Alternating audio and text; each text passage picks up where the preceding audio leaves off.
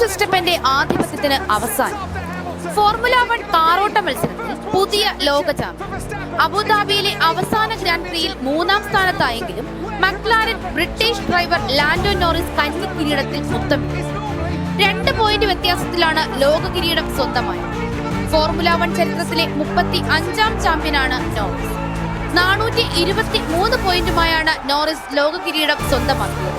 Abu Dhabi റേസിൽ ഒന്നാമതെത്തിയെങ്കിലും കഴിഞ്ഞ 4 സീസണുകളിലെ ചാമ്പ്യൻ കൂടിയായ Red Bull driver Max Verstappen 421 പോയിന്റുമായി രണ്ടാമതും 410 പോയിന്റുമായി മക്ലാരന്റെ ഓസ്കർ പിയാസ്ട്രി മൂന്നാമതുമെത്തി.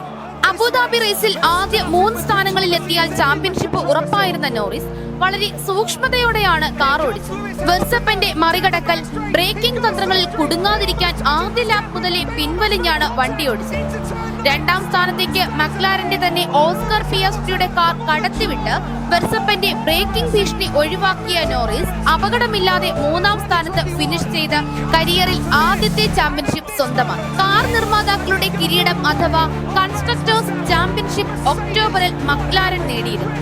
നിർമ്മാതാക്കളുടെയും ഡ്രൈവറിന്റെയും കിരീടം മക്ലാരൻ ഒന്നിച്ച് സ്വന്തമാക്കുന്നത് 1998 സീസണിന് ശേഷം ഇതാദ്യമായാണ്.